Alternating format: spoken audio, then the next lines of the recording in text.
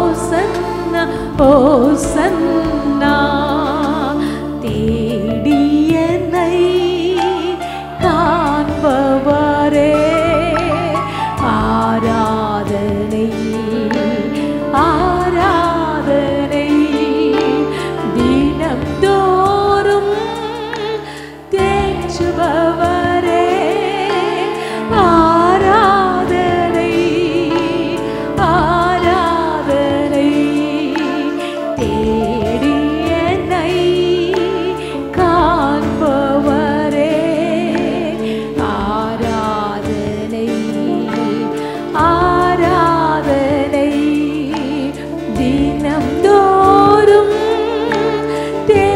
இருப்பவரே ஆராதனை ஆராதனை ஓசன்னா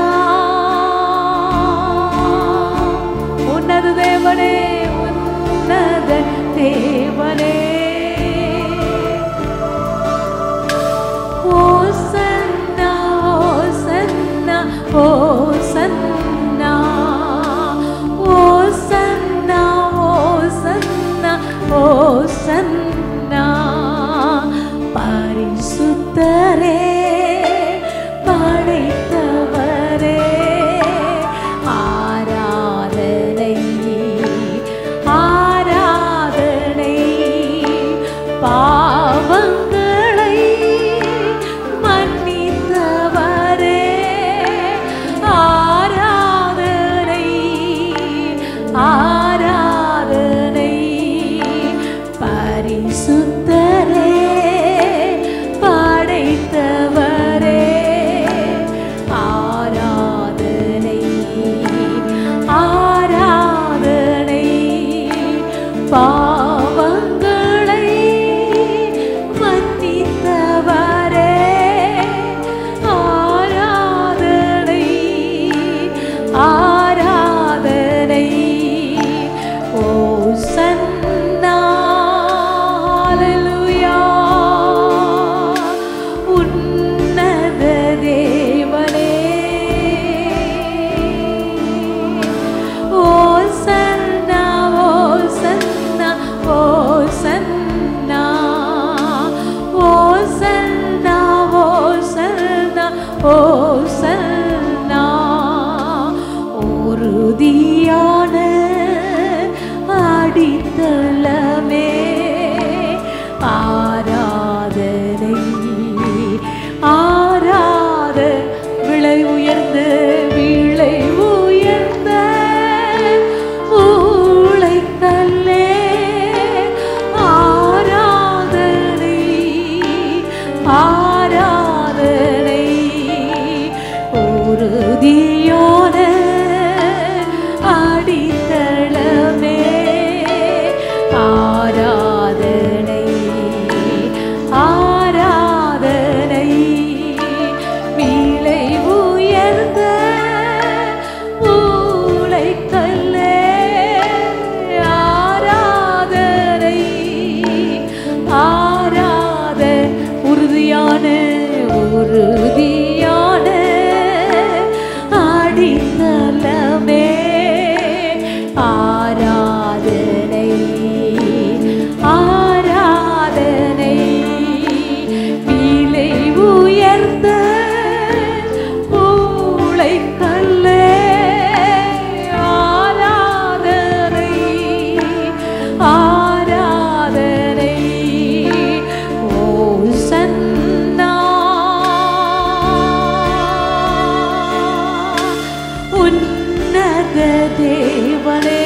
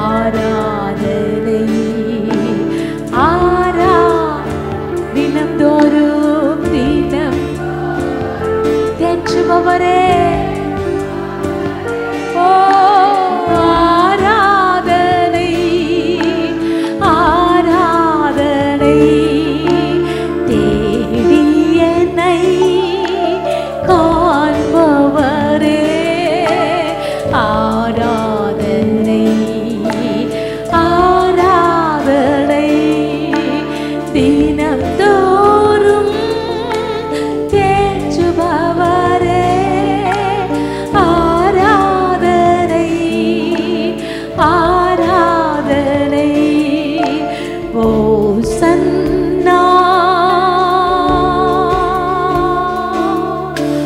உன்னத தேவனே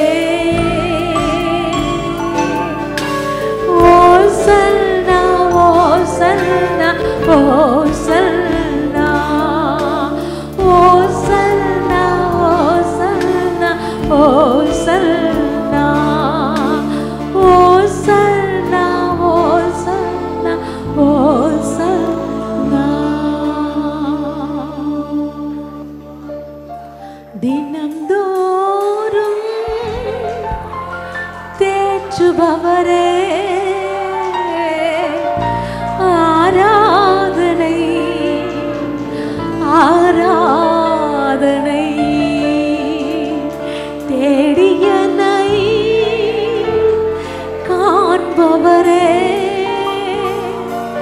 ஆராதனை ஆராதனை ஆராதனை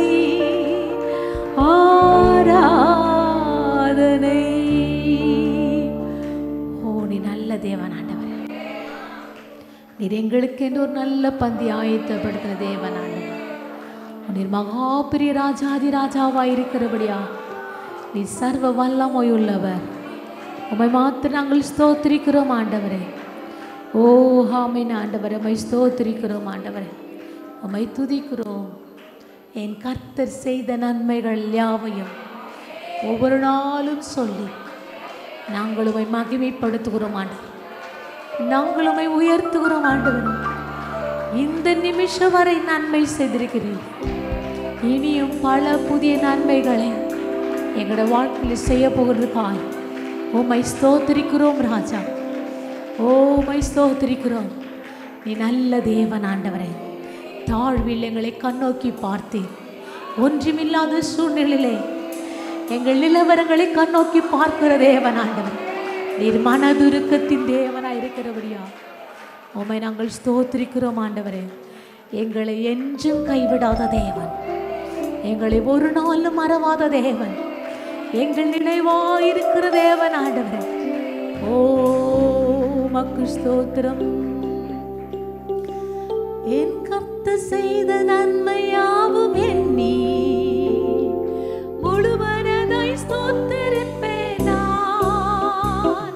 என் கர்த்தர் செய்த நன்மையாவும் எண்ணி முழுமனதாய் ஸ்தோத்திரிப்பேன் நான். ஆராய்ந்து முடியாத அதிசயங்கள் செய்தீரே, முழுமனதாய் ஸ்தோத்திரிப்பேன் நான். ஆராய்ந்து முடியாத அதிசயங்கள் செய்தீரே, முழுமனதாய் ஸ்தோத்திரிப்பேன் நான். ஸ்தோத்திரிப்பேன் நான், ஸ்தோத்திரிப்பேன் நான், முழுமனதாய் ஸ்தோத்திரிப்பேன் நான். ஸ்தோத்திரிப்பேன் நான், ஸ்தோத்திரிப்பேன் நான், முழுமனதாய் ஸ்தோத்திரிப்பேன் நான்.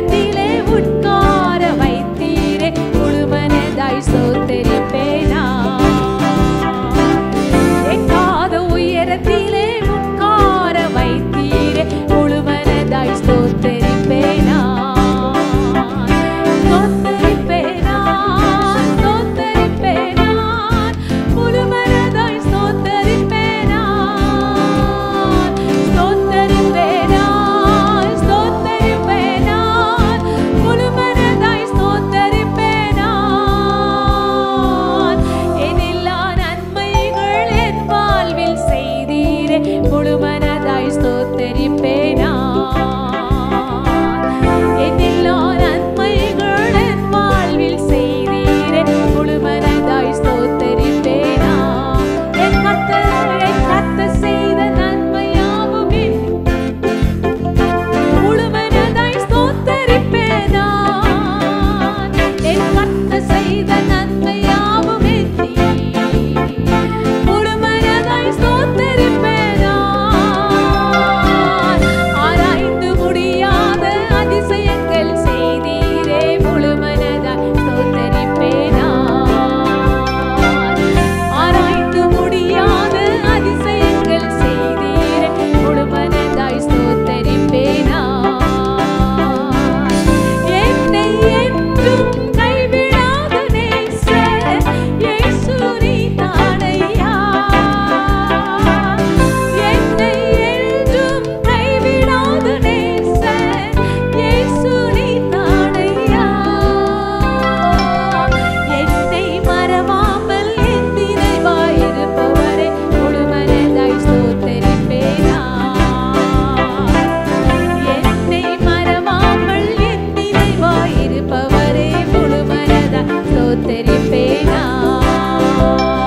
ஸ்தோத்தரிப்பேனா, ஸ்தோத்தரிப்பேனா, முழு மனதாய் ஸ்தோத்தரிப்பேனா. Yes, Lord. முழு மனதாய் ஸ்தோத்தரிப்பேனா. என்னெல்லா நன்மைகள் என் வாழ்வில் செய்தீரே முழு மனதாய் ஸ்தோத்தரிப்பேனா. என்னெல்லா நன்மைகள் என்னெல்லா நன்மைகள் என் வாழ்வில் செய்தீரே முழு மனதாய் ஸ்தோத்தரிப்பேனா. என் கர்த்தர் செய்த நன்மையாவும் எண்ணி முழு மனதாய் ஸ்தோத்தரிப்பேனா. என் கர்த்தர் செய்த நன்மையாவும் எண்ணி முழு மனதாய் ஸ்தோத்தரிப்பேனா. ஆராய்ந்து முடியாத அதிசயங்கள் செய்தீரே முழு மனதாய் ஸ்தோத்தரிப்பேனா. ஆராய்ந்து முடியாத அதிசயங்கள் செய்தீரே முழு மனதாய் ஸ்தோத்தரிப்பேனா. என்னை என்றும் நல்மேய்ச்சல் நடத்தும் மேய்ப்பர் நீதானையா. என்னை என்றும் நல்மேய்ச்சல் நடத்தும் மேய்ப்பர் நீதானையா. நன்மை கிருபை என்றும் பின்தொடர செய்தீரே முழு மனதாய். ஓ ஆண்டவர் உயர்த்தி சொல்லுவோம். நன்மை கிருபை என்றும் பின்தொடர செய்தீரே முழு மனதாய் ஸ்தோத்தரிப்பேனா. ஸ்தோத்தரிப்பேனா, ஸ்தோத்தரிப்பேனா, முழு மனதாய் ஸ்தோத்தரிப்பேனா. ஸ்தோத்தரிப்பேனா, ஸ்தோத்தரிப்பேனா, முழு மனதாய் ஸ்தோத்தரிப்பேனா. என்னெல்லா நன்மைகள் என் வாழ்வில் செய்தீரே முழு மனதாய் ஸ்தோத்தரிப்பேனா. என்னெல்லா நன்மைகள் என் வாழ்வில் செய்தீரே முழு மனதாய் ஸ்தோத்தரிப்பேனா. என் கர்த்தர் செய்த நன்மையாவும் எண்ணி முழு மனதாய் ஸ்தோத்தரிப்பேனா. என் கர்த்தர் செய்த நன்மையாவும் எண்ணி முழு மனதாய் ஸ்தோத்தரிப்பேனா. ஆராய்ந்து முடியாத அதிசயங்கள் செய்தீரே முழு மனதாய் ஸ்தோத்தரிப்பேனா. ஆராய்ந்து முடியாத அதிசயங்கள் செய்தீரே முழு மனதாய் ஸ்தோத்தரிப்பேனா. ஆராய்ந்து முடியாத அதிசயங்கள் செய்தீரே முழு மனதாய் ஸ்தோத்தரிப்பேனா. ஆராய்ந்து முடியாத அதிசயங்கள் செய்தீரே முழு மனதாய் ஸ்தோத்தரிப்பேனா. ஓ ஹalleluya. எல்லாரும் கர்த்தரை மாத்திரம் நோக்கி பார்ப்போம். ஓ மக்கு ஸ்தோத்திரம். ஆராய்ந்து முடியாத அதிசயங்கள் செய்தீரே, முழு மனதாய் ஸ்தோத்தரிப்பேனா. ஆராய்ந்து முடியாத அதிசயங்கள் செய்தீரே, முழு மனதாய் ஸ்தோத்தரிப்பேனா. வனாந்தரம் செழிக்கத்தக்கதாய், ஓ வனாந்தரத்தை வயல்வெளியாய் மாற்றுகிற தேவன், உனக்குள்ளும் எனக்குள்ளும் இருக்கிறவர், மகா பெரிய தேவன். அவர் நிறைவான ஆவியானவர். அவர் நமக்குள் வரும் பொழுது குறைவுகள் எல்லாம், எல்லா கஷ்டங்கள், பாரங்கள், துக்கங்கள் என் இயேசு சிலுவையில் அன்றே ஜெயமெடுத்தவர். அந்த நிறைவானவர் உனக்குள்ள இருக்கும் பொழுதுதான் எல்லாவற்றையும் உம்மை ஸ்தோத்திரிக்கிறோம் ஆண்டவரே. Thank you Lord.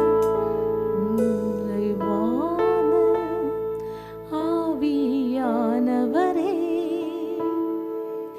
நீர் வரும்போது குறைவுகள் மாறுமே. நிறைவான ஆவியானவரே, நீர் வரும்போது குறைவுகள் மாறுமே. நீர் வந்தால் சூழ்நிலை மாறுமே.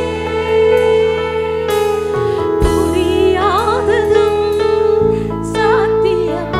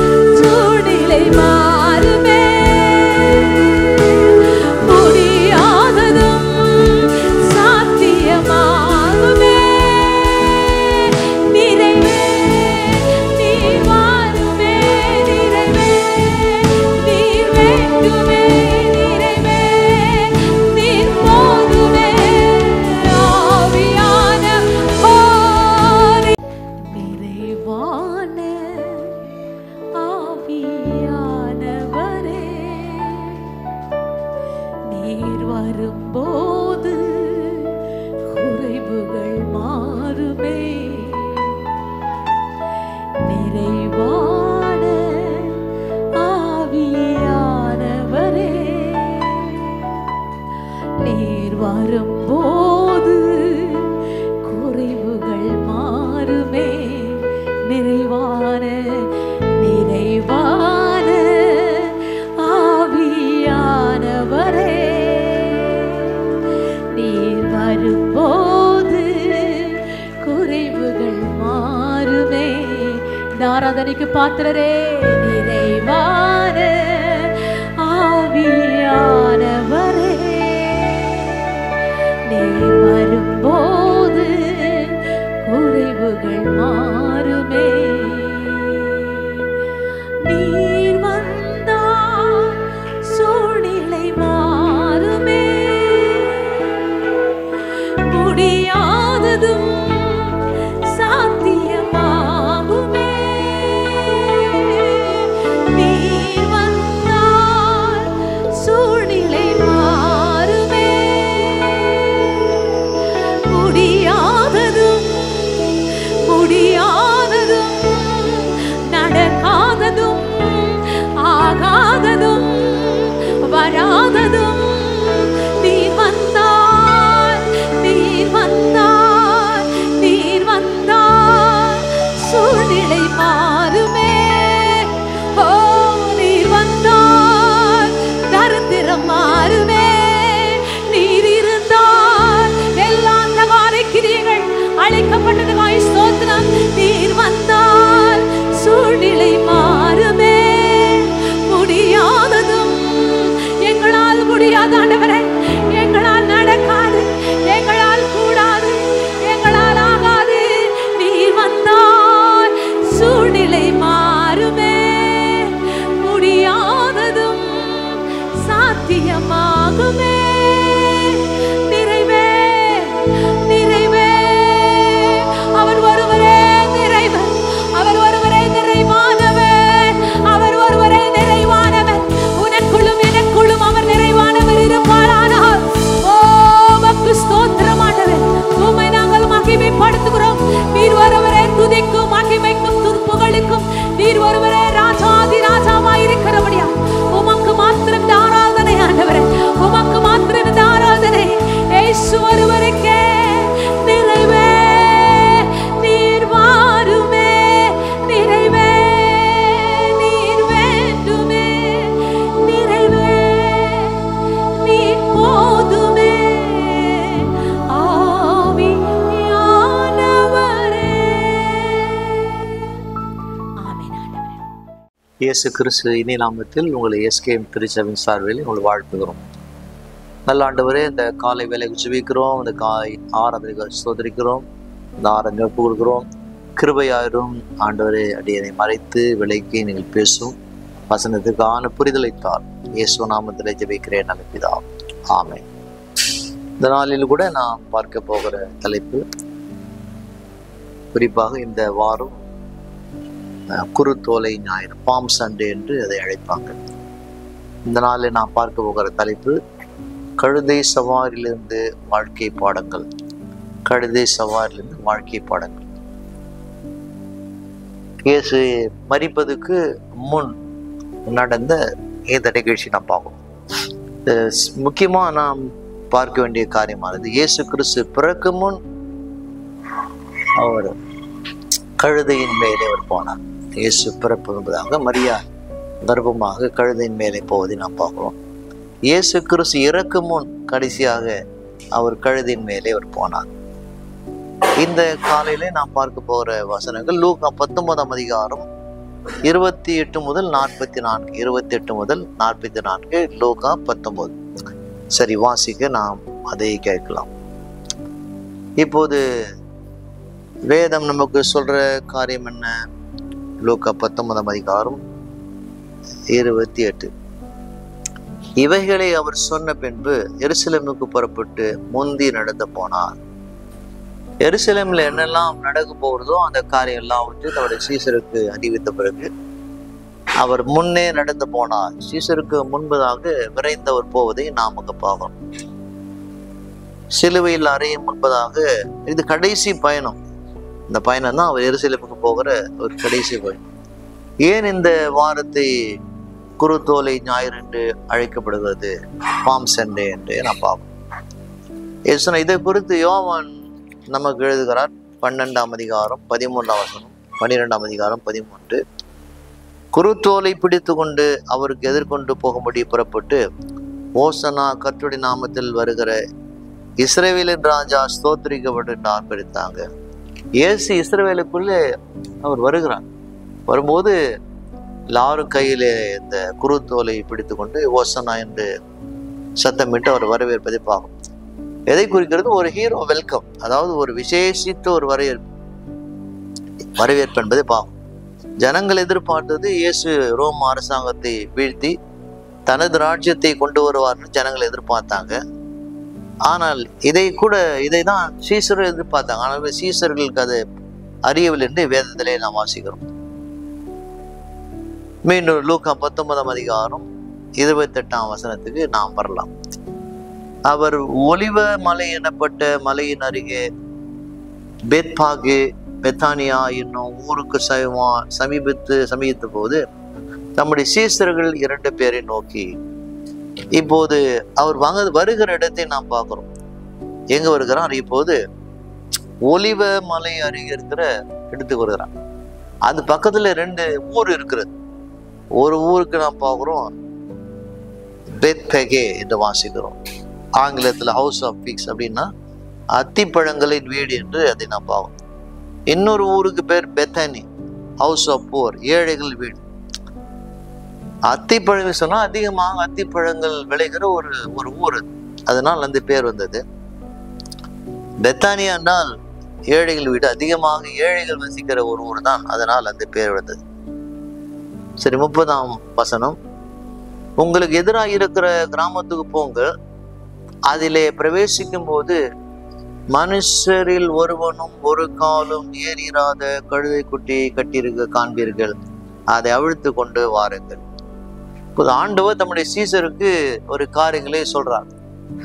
என்ன சொல்றாருன்னு நான் பார்க்கும்போது, நீங்க அந்த ஊருக்குள்ளே போங்க, உங்கள் எதிரே இருக்க அந்த கிராமத்துக்கு நீங்கள் போகும்போது மனுஷரில் ஒருவனும் ஏறாத ஒரு காலம் ஏறாத ஒரு கழுதை குட்டி அங்க இருக்கிறது, அதை அவிழ்த்து கொண்டு வாருங்கள் சொல்றார்.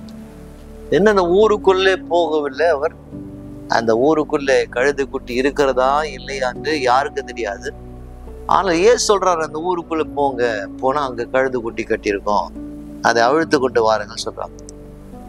எப்படி போக முடியும்? புதிய ஊர், தெரியாத நபர் போய் அந்த கழுது குட்டியை அவிழ்த்து கொண்டு வர முடியுமா? குறிப்பாக இதெல்லாம் என்ன செய்கிறது?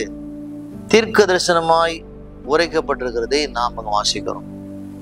இது சகரியாவின் தீர்க்க தரிசனம் நிறைவேறும்படியாக சொல்லப்பட்டிருக்கிறது. சகரியா 9ஆம் அதிகாரம் 9ஆம் வசனத்திலே நாம் வாசிக்கும் போது, சகரியா 9ஆம் அதிகாரம் 9ஆம் வசனம் இப்படியாக நமக்கு சொல்கிறது. அங்கு ஆண்டவராக இருக்கிற இயேசு கிறிஸ்து என்ன செய்கிறார்? அந்த எருசலேமுக்கு வருகிற காரியங்களை சகரியா இங்கு நமக்கு அங்கு அறிவிக்கிறார். சியோன் குமாரத்திய மிகவும் களிக்கூறு, எருசலேம் குமாரத்திய கம்பீரு, இதோ உன் ராஜா உன்னிடத்துல வருகிறார், அவர் நீதி உள்ளவரும் ரட்சிக்கிறவரும் தாழ்மை உள்ளவரும் கழுதையின் மேல் கழுதை குட்டி ஆகிய மரியின் மேலும் ஏறி வருகிறார் என்கிறார். ஆண்டவராய் இருக்கிற இயேசு பிறப்பதுக்கு முன்பதாக எழுதப்பட்டுள்ள ஒரு ப்ராபசி, தீர்க்க தரிசனம். இப்படி வருவார் என்று. எப்படி வருவார்? ராஜா எப்படி வரணும்? ஆனால் ராஜா வருவது போல இந்த ராஜா வரமாட்டார், இவர் கழுதை குட்டியின் மேலே வருவார் என்று வேதம் கூறுகிறது. சரி, இப்போது லூக்கா 19ஆம் அதிகாரம் 31 வரலாம். இயேசு சொன்னவனமாக அந்த கிராமத்துக்கு 2 பேர் அவர்கள் போகிறாங்க. போய் அந்த கழுதை குட்டி அவிழ்க்கிறாங்க. 31, அதை ஏன் அவிழ்க்கிறேன் என்று யாராவது உங்களிடத்துல கேட்டால் அது ஆண்டவருக்கு வேண்டும் என்று சொல்லுங்கள் என்று சொல்லி அனுப்புகிறான். சரி, ஏன் சொன்ன வண்ணமாக போறாங்க. அந்த கழுதை குட்டி அவிழ்க்கும் போது யாராவது கேட்பாங்க, அது ஆண்டவருக்கு வேண்டும் என்று சொல்லுங்கள் என்று. அப்போது ஏசு சொன்னதை வாசிக்கும். இன்னொரு கிராமம், தெரியாத வீடு, யார் கழுதையோ அவிழ்த்து வா என்று அவர் சொல்லுகிறார். சாதாரண ஒரு காரியம் இல்லை. யார் வீட்டு கழுதையோ நாம் போய் அவிழ்க்க முடியாது. அந்த நாட்களில் கழுதைகள் 2 வேலைக்கு பயன்படுத்தினாங்க. ஒன்று சுமை சுமக்க, 2வது பொருட்களை இழுத்து சென்ற பண்ணை விலங்கு. ஒரு பொருட்களை எடுத்திருந்து இழுத்து செல்வது அந்த கழுதுடைய வேலையாக இருப்பாங்க. இப்போது எருசலேமுக்கு போக இயேசு பயன்படுத்தின கழுதை குட்டி. இப்போது சீசருடைய ரியாக்ஷன் என்ன, எதிர்வினை என்ன? ஆண்டவரே, யார் வீட்டு கழுதையோ யார் அதை அழுக்க முடியும், அழுத்து வருவது என்று அவங்க யோசிக்கிறாங்க. 32ஆம் வசனத்துக்கு வரலாம். அனுப்பப்பட்டவர்கள் போய் தங்களுக்கு அவர் சொன்னபடியே கண்டார்கள். அனுப்பப்பட்டவர்கள் என்ன செய்றாங்க? அவங்க சொன்னபடியா போறாங்க. இயேசு நினைத்திருந்தால் ஏதாவது ஒரு புதரில் ஒரு கழுதி சிக்க வைத்து கொண்டு வந்திருக்கலாம். இல்லை, இயேசு சொல்லியிருப்பாரானால் ஒரு கழுதி தானாய் அவரை தேடி வந்திருக்கிறோம். ஆனால் இதில் சுவாரஸ்யமான காரியம் என்னவென்றால், தேவன் தன்னுடைய ராஜ்யத்துக்காக ஜனங்களை பயன்படுத்துகிறான். அவருடைய வேலை நடக்க வேண்டும், அதுக்காக சீசலை பயன்படுத்துகிறான். எல்லா விதமான காரியங்களையும் ஆண்டவரே நேரடியாக செய்ய மாட்டார். ஆண்டவர் என்னை அவர் பயன்படுத்துவார் என்பதுக்கு அடையாளமாக மக்களை பயன்படுத்துகிற வேதத்தில் வாசிக்கிறோம். சீசருக்கு என்ன சொன்னார்? போ, கோ என்று சொன்னார். கழுதை உரிமையால் கேட்டா என்ன சொன்னோம்? கொடு, கிவ் என்று சொல்ல வேண்டும் என்று 2 வார்த்தையை சொல்லி அனுப்புகிறார். இயேசுவின் பெயரை அவர்கள் என்ன செய்வாங்க? சொன்ன உடனே அந்த உரிமையாளர் இந்த கழுதையை கொடுத்தான் என்று வேதத்திலே வாசிக்கிறோம். கழுதை குட்டி அவர்கள் அவிழ்க்கும் போது அதற்கு உரியவர்கள் குட்டியை அவிழ்க்கிறேன் என்று கேட்டார். அதற்கு அவர்கள் அது ஆண்டவருக்கு வேண்டும் என்று சொல்லி அதை இயேசுவிடத்திலே கொண்டு வந்தார்கள். அதை கழுதை குட்டி அவிழ்க்கும் போது ஏன் என்று கேட்டால், நீங்க என்ன சொன்னோம்? அது ஆண்டவருக்கு என்று சொல்லுங்க என்று சொன்னான். சரி, கழுது குட்டி வந்தது. இப்போதான் செய்தாங்க. வந்த உடனே வசனம் சொல்லுகிறது, அது இயேசுவிடத்திலே கொண்டு வந்தார்கள். தங்கள் வஸ்திரங்களை அதன் மேலே போட்டு, சீசர்கள் தங்கள் தோளில் மேலே போட்டிருக்கிற வஸ்திரம், சால் போல போட்டிருக்கிற ஒரு பெரிய துண்டு, தங்கள் வஸ்திரங்களை இந்த கழுதை குட்டியின் மேல் போட்டு இயேசுவை அதன் மேலே ஏற்றினார்கள். இயேசு அதன் மேலே உட்கார வைத்ததாக வேதம் போதிக்கிறது. தாங்கள் போட்டிருக்கிற அந்த வஸ்திரத்தின் மேலே இயேசு அமர்ந்து அவர் போகிற காட்சியை தான் நமக்கு லூக்கா எழுதுகிறார். 36. அவர் போகையிலே அவர்கள் தங்கள் வஸ்திரங்களை வழியிலே விரித்தார்கள். திரளான ஜனங்கள் இருக்கிறாங்க. இயேசு அந்த ஊருக்குள்ள போறார். ஜனங்கள் தங்கள் மேல் வைத்திருக்கிற அந்த சால்வையை, தங்கள் தலையை மூடுகிற துணி என்ன செய்றாங்க? கீழே போடுறாங்க. அதன் மேலே அந்த கழுதை குட்டி அந்த ஊருக்குள்ளே நடந்து போகிற காட்சியை நாம் வாசிக்கிறோம். இப்போது என்ன சொல்றாங்க அவங்க? அவர் ஒலிவ மலையின் அடிவாரத்துக்கு சமயமாய் வருகையிலே திரளான கூட்டமான சீசர் எல்லோரும் தங்கள் கண்ட சகல அற்புதங்களை குறித்து சந்தோஷப்பட்டு அந்த ஊருக்குள்ள போறாங்க. ஏன் எல்லாரும் சந்தோஷப்படுறாங்க? பக்கத்துல இருக்கிற ஊர் தான் பெத்தானியா. அங்கதான் லாசரு மரித்து 3ஆம் நாளில் இயேசு என்ன செய்தார்? 4ஆம் நாளில் அவனுக்கு உயிரோடு எழுப்பினார். அதனாலே அந்த செய்தியெல்லாம் இருக்கிறது. அதனாலே அந்த இயேசு வந்திருக்கிற செய்றாங்க. எல்லாரும் என்ன செய்தாங்க? அவர்களை சந்தோஷப்பட்டார்னு வேதம் கூறுகிறது. ஆனால் அவங்க சந்தோஷப்பட்டாங்க. இப்போது என்ன செய்தாங்க? கர்த்தருடைய நாமத்தினால் வருகிற ராஜா ஸ்தோத்திரிக்கப்பட்டவர், பரலோகத்தில் சமாதானமும் உன்னதத்தில் மகிமை உண்டாவதாக என்று மிகுந்த சந்தோஷத்தோடு கூட தேவனை அவர்கள் புகழ்ந்து பாடினார்கள். என்ன சொல்றாங்க? இப்போது எல்லாரும் சந்தோஷப்படுறாங்க. அப்போது ஆண்டவராக இருக்கிறாங்க இயேசு அந்த ஊருக்குள்ளே வருவதை பார்க்கும். அப்போது கூட்டத்தில் இந்த பரிசேயர் சிலர் அவரை நோக்கி, போதகரே, உங்களுடைய சீடர்களை அதட்டும் என்றான். அப்போது அந்த கூட்டத்தில் இந்த என்ன செய்றாங்க? பரிசேயர் இயேசு நோக்கி, உங்களுடைய சீசரை கொஞ்சம் அதட்டுங்க என்று சொல்வதை நான் பார்ப்பேன். இப்படியாக அவங்க சத்தமிடுறாங்க, ஆர்ப்பரிக்கிறாங்களே, சந்தோஷப்படுறாங்களே, அந்த சீசரை அதட்டும் என்று. அப்போது அங்க இருக்கிற பரிசேயர் அவங்களும் யூதர்கள் தான். அவங்களும் ஆலயத்துக்கு போறவங்க. ஆனால் விட ஆண்டவரை போடும் போது, கனப்படுத்தும் போது, சோதரிக்கும் போது, அதனால அவர் இயேசுவை ரட்சகர்னு அவங்களால் ஏற்றுக்கொள்ள முடியல. அதனாலே அவங்க எரிச்சல் அடைந்து சொல்வதை நாம் வாசிக்கிறோம். அப்போது ஜனங்கள் இயேசுவை துதிப்பதும் கனப்படுத்துவதும் நினைச்சாங்க. பரிசேயர் விரும்பவில்லை. இயேசு சொன்னார், ஓகே, அவர்களை துதிக்க வேண்டாம் என்று நீங்கள் சொன்னால், 40ஆம் வசனம், அவர்களுக்கு அவர் பிரதித்துவமாக, இவர்களை பேசாமல் இருந்தால் கல்லுகளே கூப்பிடும் என்று உங்களுக்கு சொல்லுகிறேன்டா. ஆண்டவர் சொல்றார் அந்த பரிசேயரை பார்த்து, சரி, நீங்கள் சொன்ன வண்ணமாக இந்த வந்திருக்கிற தூதர் ஜனங்களும் சீசர்களும் என்னை துதிக்காமல் போனால் இங்க இருக்கிற கல்லுகளும் என்னை துதிக்கும் என்று இயேசு சொல்ற அந்த காரியங்களை நாம பார்க்கிறோம். இப்படியே சொல்லிக்கொண்டே அவர் போறான். போகும்போது பார்க்கிறோம், அவர் சமீபமாய் வந்த போது நகரத்தை பார்த்து அதற்காக கண்ணீர் விட்டழுது. இயேசு பல இடத்துல கண்ணீர் விட்டு அழுதிருப்பார் வேதத்திலே, ஆனால் அதெல்லாம் குறிப்பிடவில்லை. ஆனால் 2 இடத்தில் மட்டும் அவர் கண்ணீர் விட்டதை நாம் பார்க்க. ஒன்று, லாசரு கல்லறைக்கு முன்பதாக கண்ணீர் விட்டார். 2வது, இப்போது எருசலேம் நகரை பார்த்து கண்ணீர் விட்டார். கிரேக்க மொழியை இதை பார்க்கிறோம். அங்கு லாசரு கல்லறைக்கு முன்னாலே நாம் பார்க்கும்போது என்ன சொல்லப்படுகிறது? ஷெட்டிங் ஆஃப் டியர்ஸ், கண்ணீர் சிந்துதல். இந்த இடத்துல பார்க்கும்போது வேலிங் அண்ட் சோபிங், அது அழுகை மற்றும் அழுகை. தொடர்ந்து அவர் அழுது கொண்டிருந்தார். வேதம் கூறுகிறது. 42ஆம் வசனத்துக்கு நான் வரலாம். உனக்கு கிடைத்திருக்கிற இந்த நாழிகளாவது உன் சமாதானத்தை ஏற்றவைகளாக நீ அறிந்திருக்கிறதால் நலமாயிருக்கும். இப்போது அவைகள் உன் கண்களுக்கு மறைவாயிருக்கிறதே. ஆண்டவர் சொல்றார், இப்போது எல்லாம் உங்களுக்கு இருக்கிற நேரத்திலே ஆண்டவராய் இருக்கிற இயேசுவை நீங்கள் ஏற்றுக்கொள்ளாமல் போனால் உங்கள் வாழ்க்கையில சமாதானம் வராது என்று என்ன சொல்றார்? அந்த கூட்டத்தின் மத்தியிலே, ஓசையின் மத்தியிலே, சத்தியத்தின் மத்தியிலே தொலைந்து போன அந்த ஜனங்களுக்காக இயேசு அழுததை நாம் மிக வாசிக்கிறோம். என்ன சொல்றார்? அடுத்த வசனம்,